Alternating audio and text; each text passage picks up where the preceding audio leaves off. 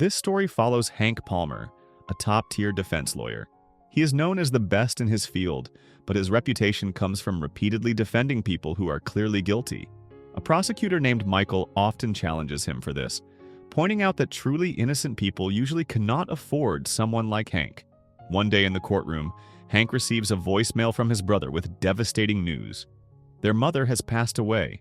Hank asks for the trial to be postponed so he can leave, but the judge initially refuses. Only after Hank plays the message in court does the judge finally agree to delay the hearing. At home, Hank's personal life is falling apart. His marriage is nearly over, and he has a daughter named Lauren. Lauren wants to travel with him to see her grandfather, but because Hank's relationship with his father is strained, he decides to go alone.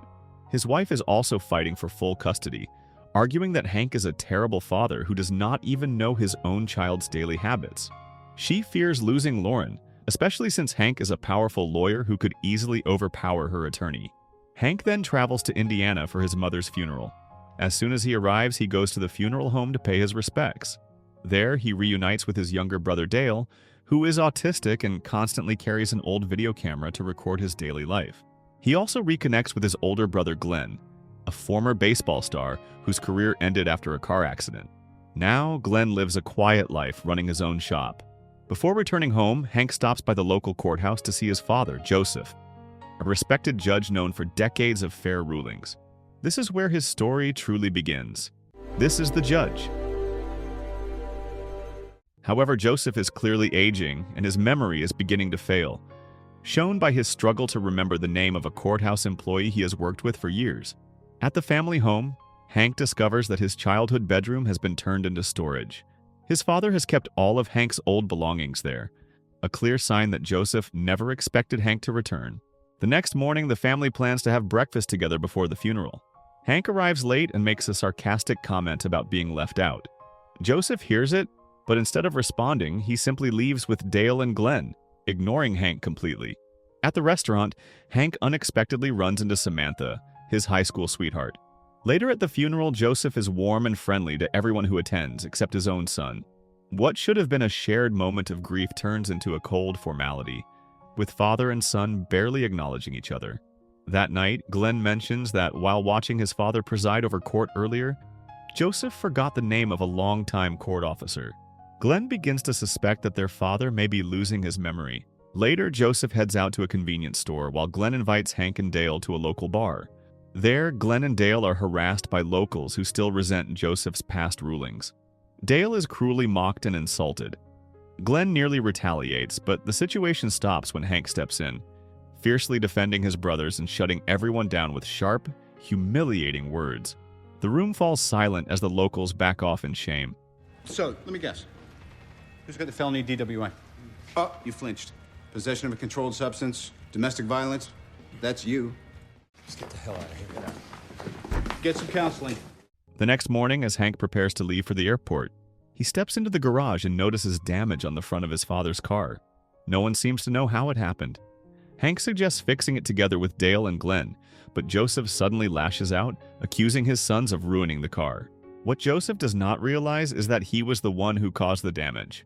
Hank tries to calm his father and speak to him gently, but Joseph responds with harsh words, mocking Hank for failing to keep his own marriage together. That comment pushes Hank over the edge. Angry and hurt, he decides to leave Indiana and return to Chicago by plane. Just moments before Hank is set to depart, Glenn calls with alarming news. Their father is being questioned by the police about his whereabouts the previous night. A local resident has been the victim of a hit and run, and the victim has died. Hank rushes back in time, hoping to put a stop to the situation. Joseph insists that he has done nothing wrong and sees no issue with speaking to the police. After Hank steps in to mediate, the authorities decide to seize Joseph's car for further investigation. On the drive home, Hank presses his father for answers. Joseph remains firm, claiming he did not hit anyone and does not remember hitting anything at all. His memory of the night is completely blank. Hank assures him that he is on his side and urges him to prepare a defense if he is truly innocent. But Joseph shows little concern and dismisses the advice. The following day, the police return with devastating findings. Forensic tests reveal blood on Joseph's car, and it belongs to the hit-and-run victim, Mark Blackwell. Mark turns out to be someone Joseph once judged in court. Joseph is taken into custody on suspicion of murder. Hank manages to secure his father's release until the trial begins, but the family is immediately confronted by the victim's furious mother. The situation overwhelms them, and the past soon comes to light. 20 years earlier, Joseph had presided over Mark's case when Mark was only 16. At the time, Mark was drunk and had brought a weapon to his girlfriend, Hope's home. Claiming it was a mistake caused by alcohol, Mark received a lenient sentence of just 30 days in jail. After his release, Mark went on to murder Hope by drowning her. Joseph later sentenced him to 20 years in prison, and Mark had only been released the day before his death. Despite the gravity of the situation, Joseph refuses to let Hank defend him. Instead, he insists on hiring a local Indiana lawyer. Hank is furious, knowing his father's stubbornness could land him in prison. There's no we here, Henry. This was an accident, period. Any decent lawyer can argue this easily. Someone with integrity that an Indiana judge will respect. Back at home, Dale plays old home videos from their childhood, captured when their mother was still alive. The memories soften Hank's anger. He decides to stay patient and stand by his father, reminding himself that family, no matter how difficult, is still worth fighting for.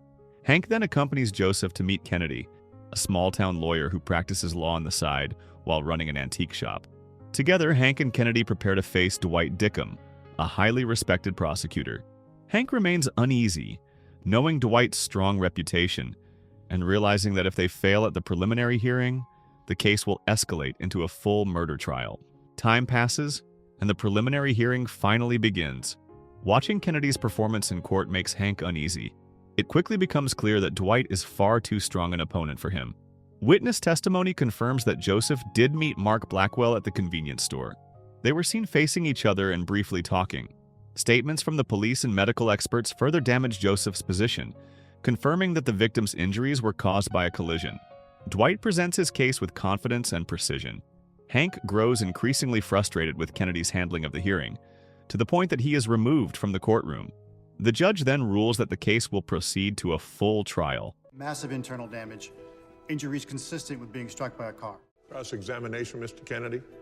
No further questions, Your Honor.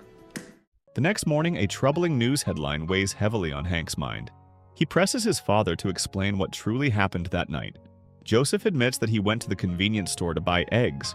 On the way home, flooded roads forced him to change direction and stop at an intersection.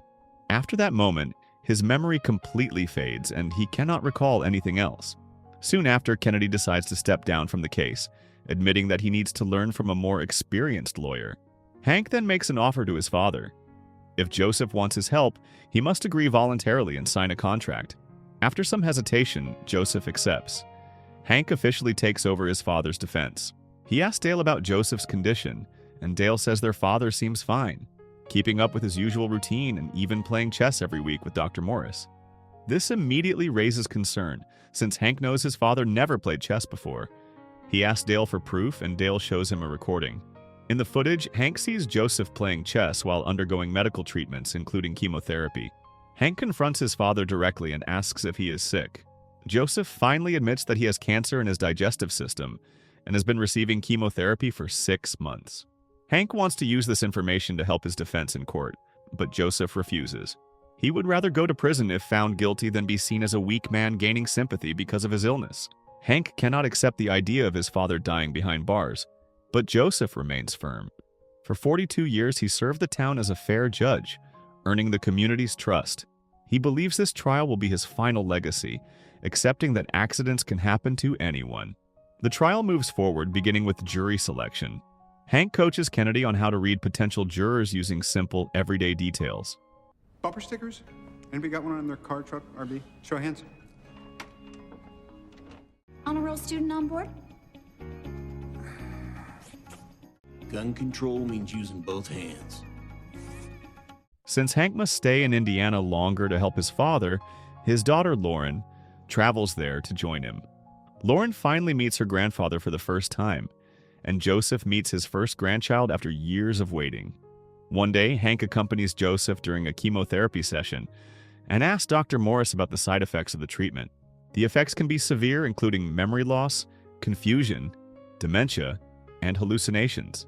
Hank wants Dr. Morris to testify about these effects, but the doctor refuses. Joseph had asked him to keep the illness private, which is why the chemotherapy was never done at a hospital. Dr. Morris then reveals the harsh truth.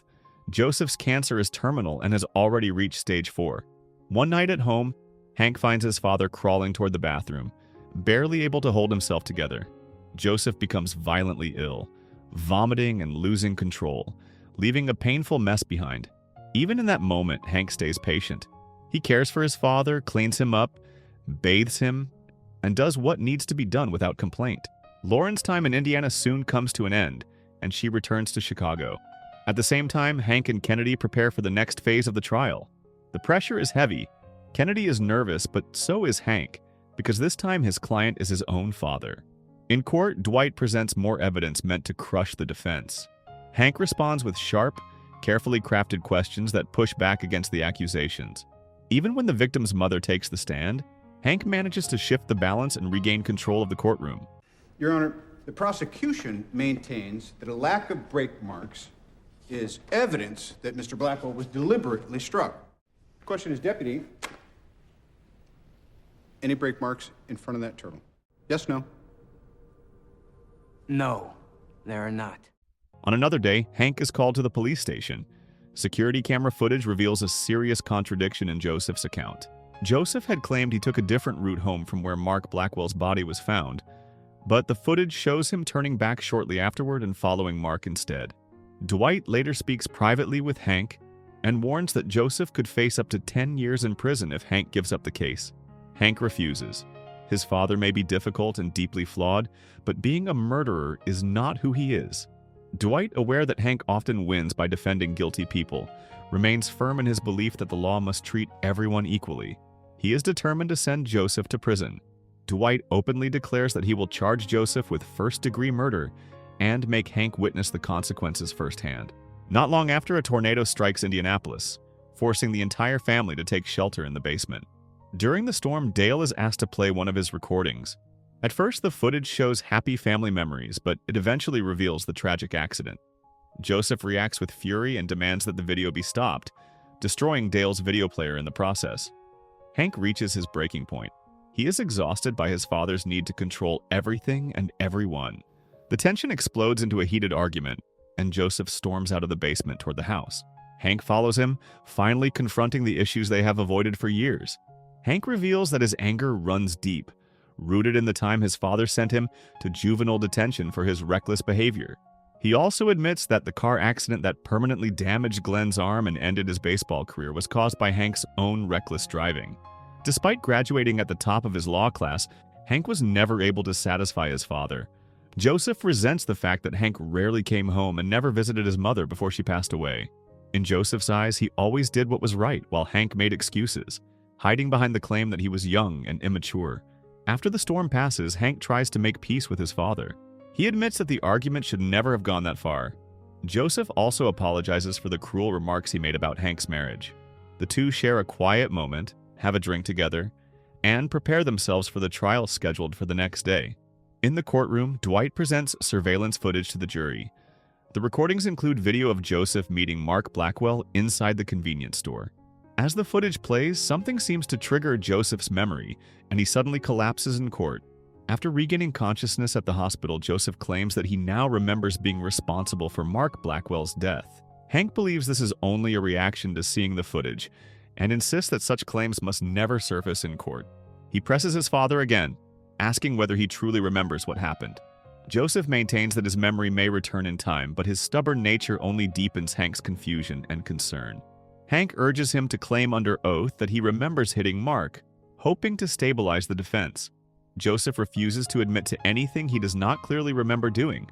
That response gives Hank a small sense of relief. The trial resumes with Joseph taking the stand to answer questions from both sides. Hank carefully guides the jury's perspective by focusing on Joseph's exhaustion, the emotional toll of losing his wife, and the dangers of driving late at night in heavy rain.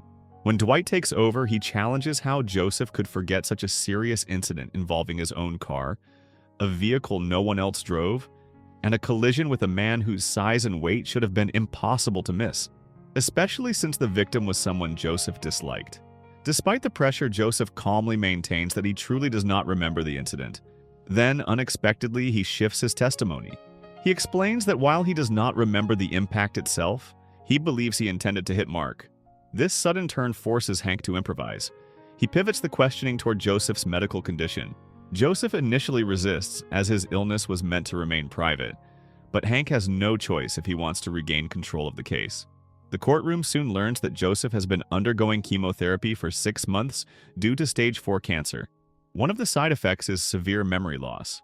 Joseph also recalls a moment at the convenience store when Mark made a cruel and deeply offensive remark about the graves of Joseph's wife and Mark's former victim, suggesting a level of disrespect that cut deeply.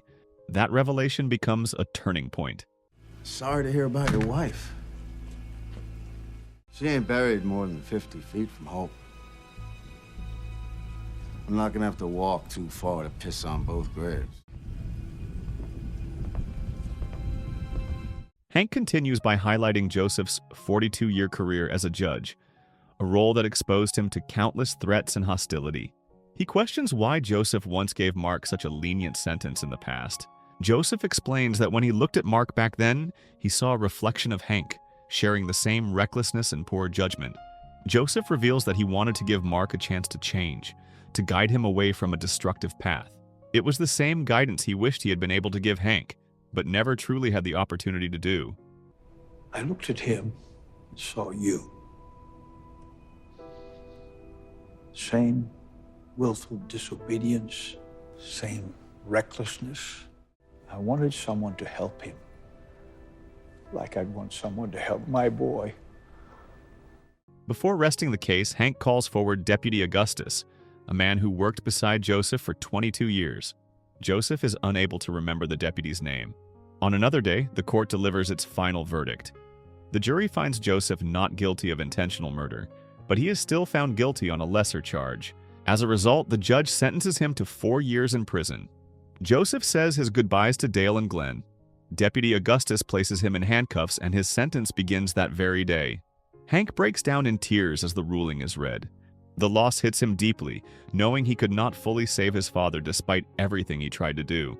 7 months later, Joseph is granted parole due to his declining health. Hank goes to pick him up, and the two leave together. They spend time fishing, trying to rebuild the bond that had been broken for so long. During that quiet moment, Joseph tells Hank that he believes Hank is the best lawyer he has ever seen in his life. They even turn it into a small bet, agreeing that whoever catches a fish first wins $5. Unknowingly, that moment becomes their final conversation. Not long after, Joseph passes away from cancer. After the funeral, Hank notices the courthouse flag flying at half-mast. It is a sign that his father left behind a legacy of respect and honor within the community. Later that day, Hank walks into his father's old office at the courthouse. He looks at the chair Joseph sat in for 42 years as a judge. In Hank's mind, Joseph will always be remembered as both the greatest judge and the greatest father he ever knew. So the moral of the story is that we often wait too long to fix what matters most, and by the time we finally understand each other, time has already run out.